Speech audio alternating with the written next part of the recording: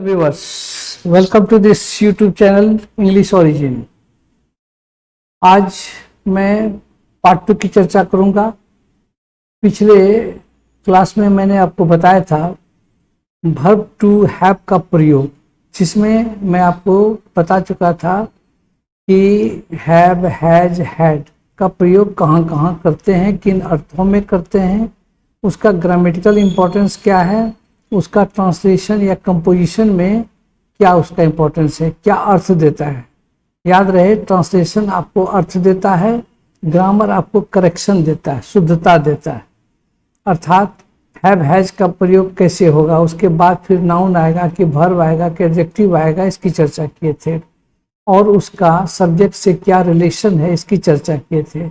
और ये भी बताए थे कि हैव हैज हैड का प्रयोग जब ऑनरशिप या पोजीशन का सेंस हो, तब ये हम हैव हैज हैड का प्रयोग करते हैं, यानी कि वर्ब टू हैव का प्रयोग करते हैं।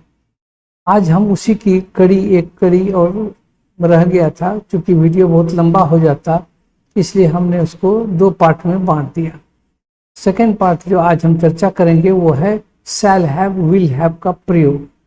इसका प्रयोग हम असल में करते हैं भविष्य के अधिकार यानी कि पोजीशन या कब्जा को बताने के लिए करते हैं। तो ये जो शैल हैव, विल हैव, ये स्ट्रक्चर आप याद रखेंगे। अगर इससे कोई वाक्य शुरू होता है, सब्जेक्ट के बाद अगर हम शैल या विल दे करके हैव देते हैं, तो उसके बाद क्या आएगा और क्या अर्थ देगा, तो हमको यहाँ बता दिया आपको। ये कब्जा बताता है, जैसे आई हैव ये पेन, मेरे पास कलम है, मैं कलम रखता हूँ, मेरा कलम पर कब्जा है, इन अर्थों में हुआ। इसी का पास्ट हुआ था हैव, हैज का पास्ट होता है हैड, मेरे पास कलम थी, मैं कलम रखता था। आज हम चर्चा करेंगे कि कलम रखेंगे, मेरा उस पर अधिकार होगा, मेरा उस पर कब्जा होगा, इस तरह से। जैसे राम के पास एक किताब होगा, इसको देखिए, राम के पास एक किताब होगा, तो इसमें क्या बनाएंगे Ram will have a book, मेरे पास एक नई कार होगी, आई शैल हैव ये book car, new car. Ramesh को एक घड़ी होगा, रमेश विल हैव ये वॉच। ये समझ गया। हम लोगों के पास जमीन होगा, इस तरह से। इन सब अर्थों में हम ये लगाते हैं। अब इससे आगे अगर बढ़े हम, तो हम इसमें ये कह सकते हैं कि अगर इसको निगेटिव बनाना चाहें तो क्या करेंगे, तो शैल विल तो देंगे ही, उसके बाद नोट दे देंगे, उसके बाद हैव दे देंगे, तब कोई नाउन देंगे। तो क्या हो जाएगा, I shall not have a book, तो हमें धन नहीं होगा। We will have no wealth, उसके पास समय नहीं होगा। He will have no time. देखिए, याद रखिएगा, यहाँ अगर आप नाउन के पहले देंगे तो नो लगेगा, अगर इस हैव के पहले आप लगाएंगे तो नोट लगेगा। अर्थात उसके पास समय नहीं होगा, तो ही विल नॉट हैव, इससे बनाएंगे अगर हम, ही विल नॉट हैव ये हैव टाइम। और अगर नो को उधर कर देंगे तब क्या हो जाएगा, he will have no time.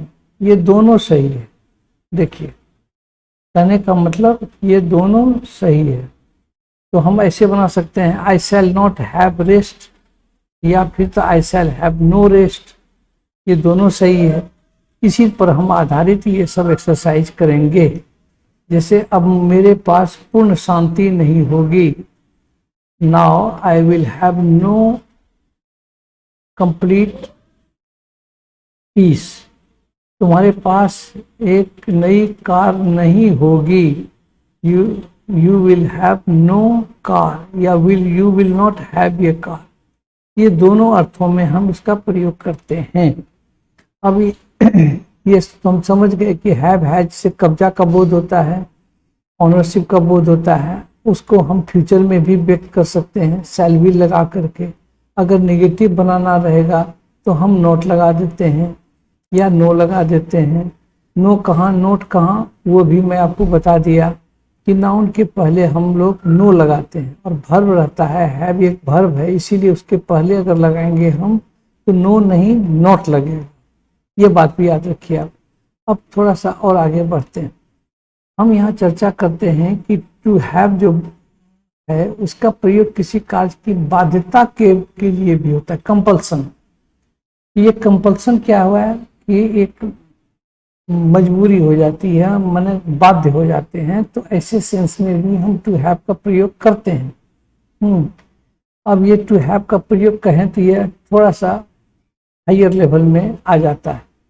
इसके लिए हम क्या करते हैं, हिंदी वाक्य जो है, हिंदी वाक्य के अंत में क्या रहता है, अगर ना है या ना है या ना था या ना होगा, इन अर्थों में भी हम अंग्रेजी अनुवाद करने के लिए टू हैव के विभिन्न रूपों का के साथ इन्फिनिटिव का प्रयोग करते हैं। ये इन्फिनिटिव आप जानते हैं कि इन्फिनिटिव क्या होता है, तो 2+V1 होता है। ये 2+V1 ही इन्फिनिटिव फॉर्म है।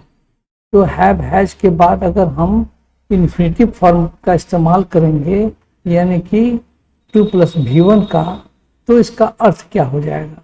और इसको हम तीनों टेंस में व्यक्त कर सकते हैं। जैसे मुझे जाना है, ये एक बाध्यता है, तो हम क्या कहेंगे, आई हैव टू गो, यानी कि ये इन्फिनिटिव लगा दिए है, I have to go.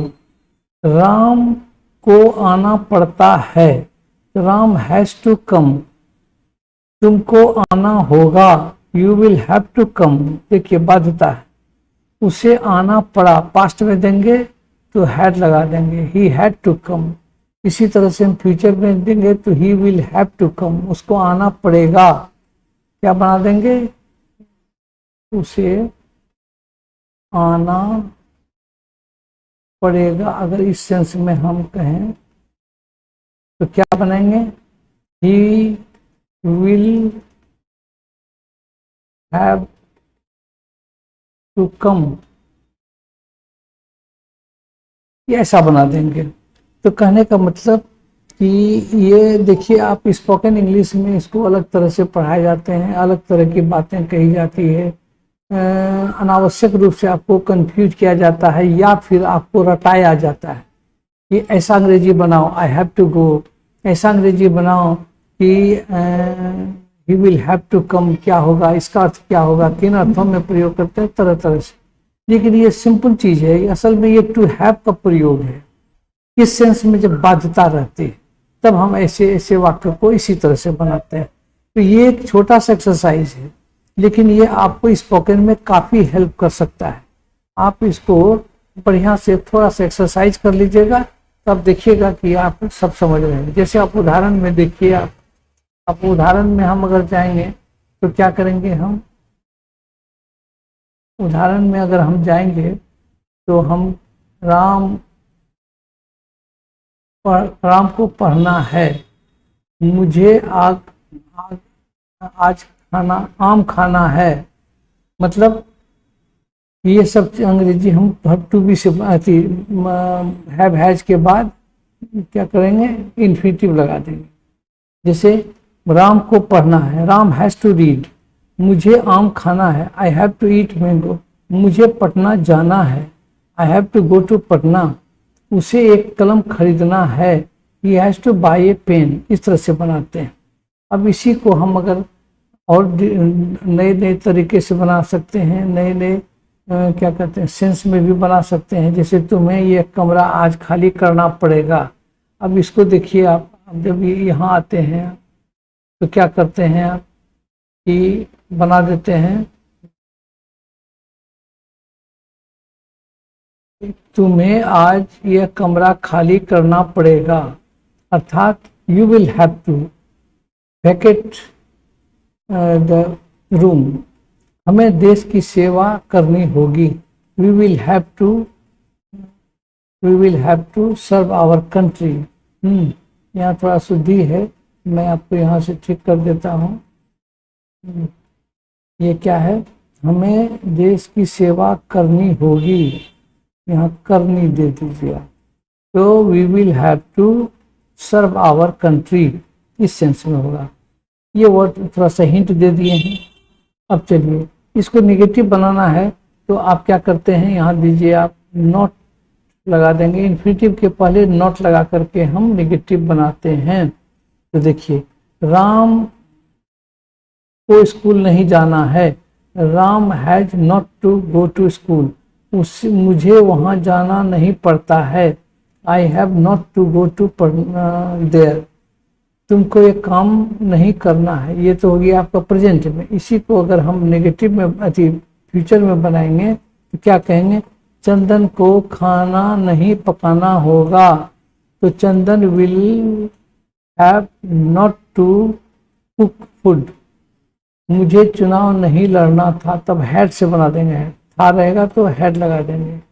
I had not to contest the election, Hema को त्यागपत्र नहीं देना पड़ेगा, Hema will not have to resign. इसी तरह से हम ये देख रहे हैं कि हम टू हैव का प्रयोग प्रेजेंट में, पास्ट में और फ्यूचर में कैसे कैसे कर सकते हैं, ये हम आज जान गए।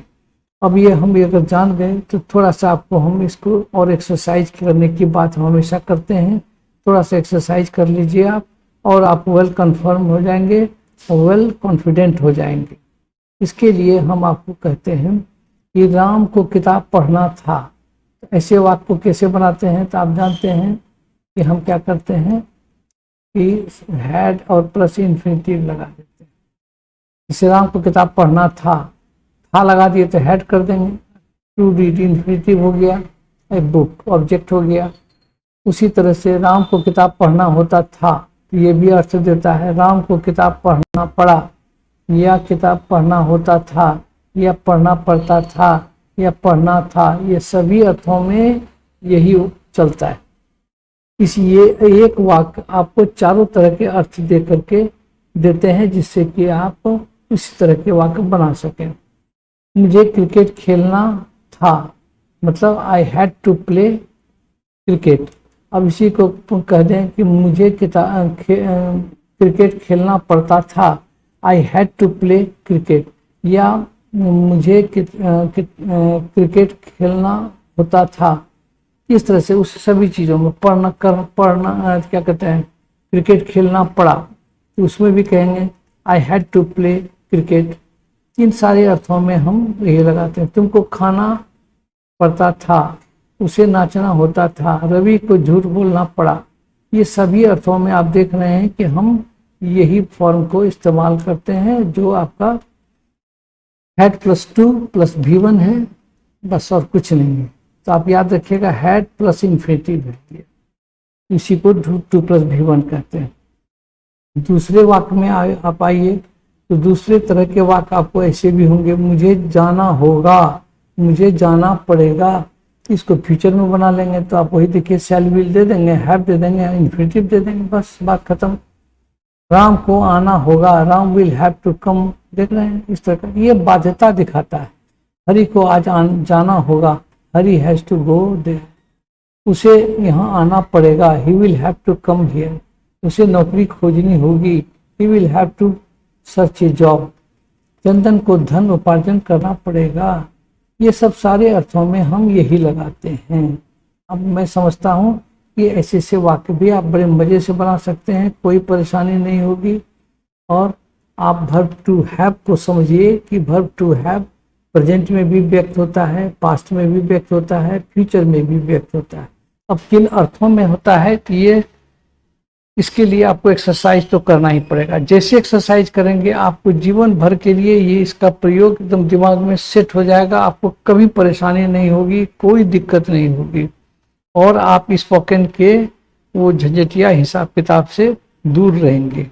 वो कुल मिला के झंझटिया है इन द सेंस कि आपको कुछ चंद सेंटेंस आपको लिख करके बता देते हैं, रटा देते हैं। आपको रटने से पार लगेगा, आपको ऐसे ढेरों वाक्य बनाने हैं, सिचुएशन डिफरेंट हो जाएगा, परिस्थितियां अलग हो जाएगी, तो फिर आप उसका इस्तेमाल नहीं कर सकेंगे। तो नाउन बदल जाएगा तो आपका दिमाग खराब हो जाएगा कि हम वो जो रटे थे वो काम आएगा कि नहीं।